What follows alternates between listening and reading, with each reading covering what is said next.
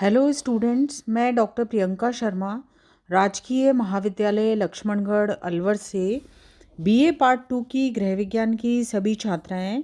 हम इस समय पढ़ रहे हैं पेपर 1 मानव विकास एवं पारिवारिक संबंध। इसमें आज हम पढ़ेंगे विशिष्ट बालक। विशिष्ट बालक जिसका इंग्लिश में जिसको कहते हैं एक्सेप्शनल चिल्ड्रन।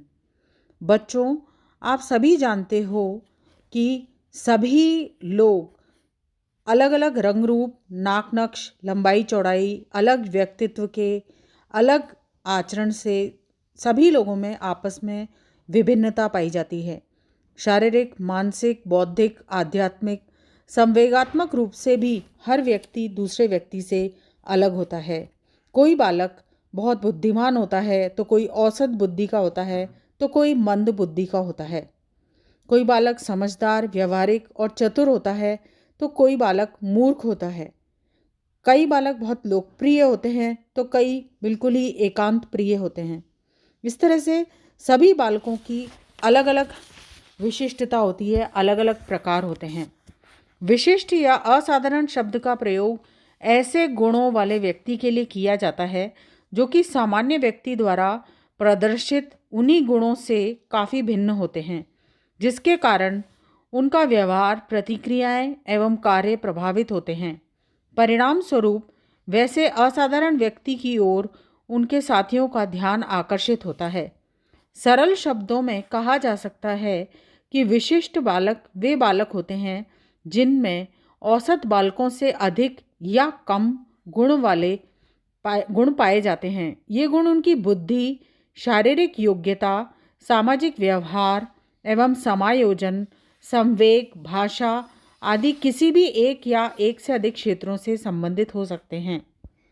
ये विशिष्ट बालक अनेक प्रकार के हो सकते हैं जो कि इनकी शारीरिक व मानसिक गुणों के आधार पर बांटे जा सकते हैं। जैसे शारीरिक अक्षमता से युक्त बालक यानी कि फिजिकली हैंडीकैप्ड चिल्ड्रन, मानसिक अक्षमता से युक्त बालक मेंटली हैंडीकैप्ड चिल्ड्रन, प्रतिभाशाली बालक गिफ्टेड चिल्ड्रन, शैक्षिक दृष्टि से पिछड़े बालक यानी कि एजुकेशनली बैकवर्ड चिल्ड्रन, अधिगम असमर्थता से युक्त बालक लर्निंग डिसेबल्ड चिल्ड्रन, व्यवहार अस्त व्यस्तता वाले बालक बिहेवियर डिसऑर्डर्ड चिल्ड्रन, समस्यात्मक बालक प्रॉब्लमेटिक चिल्ड्रन, संवेगात्मक रूप से कुसंयोजित समायोजित बालक इमोशनली माल एडजस्टेड चिल्ड्रन और होते हैं अपराधी बालक। ऐसा माना जाता है, क्रो एंड क्रो के अनुसार उन्होंने बालकों को मुख्य रूप से 4 भागों में बांटा: समस्यात्मक बालक, प्रतिभाशाली बालक, मानसिक दृष्टि से पिछड़े हुए बालक और अपंग या हैंडीकैप चिल्ड्रन। शारीरिक रूप से अक्षम बालक यानी कि उनके शरीर में किसी प्रकार की कोई दोष पाया जाता है, वो शारीरिक रूप से अक्षम बालक की श्रेणी में आते हैं। शारीरिक अक्षमता से युक्त बालक जो हैं वो सामान्य क्रियाओं को करने में अक्षम होते हैं। वो शारीरिक रूप से विकलांग होते हैं, इसके कारण वो दैनिक क्रियाकलापों को ठीक प्रकार से नहीं कर पाते, यानी ठीक से चल नहीं पाते या देख नहीं पाते, सुन नहीं पाते, पढ़ लिख नहीं पाते। उनका कोई ना कोई शारीरिक अंग खराब होता है जिसके कारण वो हीन भावना से ग्रस्त होते हैं। उनमें आत्मविश्वास की भी कमी होती है। उनके अंदर संवेगात्मक रूप से अस्थिरता पाई जाती है। वो निराश रहते हैं, हमेशा क्रोध से भरे हुए रहते हैं, कुंठा से ग्रस्त रहते हैं। उनका व्यवहार भी समस्यात्मक रहता है। वे हमेशा दूसरों पे पराश्रित रहते हैं। सामान्य बालकों से इनका व्यवहार अलग होता है।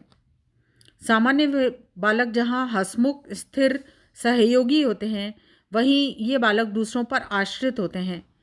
सामान्य बालकों को देखकर इनके मन में भीतर एक ईर्ष्या की ज्वाला रहती है।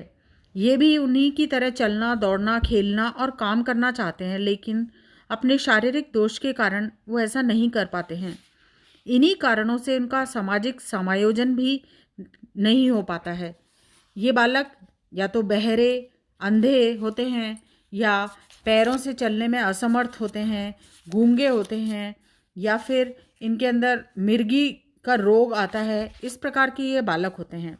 इसी तरह से मानसिक अक्षमता युक्त बालक होते हैं जिनके अंदर मानसिक रूप से दुर्बलता पाई जाती है।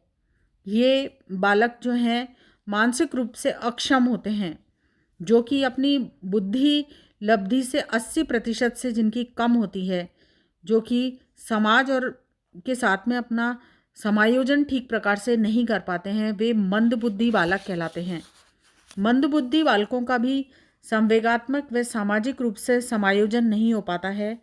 ये लोग दूसरों पर निर्भर रहते हैं। विद्यालय में इन्हें सफलता नहीं मिल पाती है। ये निर्णय नहीं ले पाते हैं। इनमें भी आत्मविश्वास का अभाव होता है और मानसिक दुर्बलता रहती है। मंदबुद्धि बालकों का विद्यालय में असफलताओं के कारण ये निराशा इनके अंदर अधिक पाई जाती है।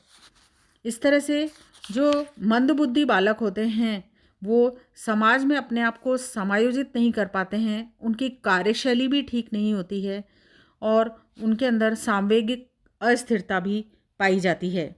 तो इस तरह से मंदबुद्धि बालकों की जो है विशेषताएं ये थी। धन्यवाद।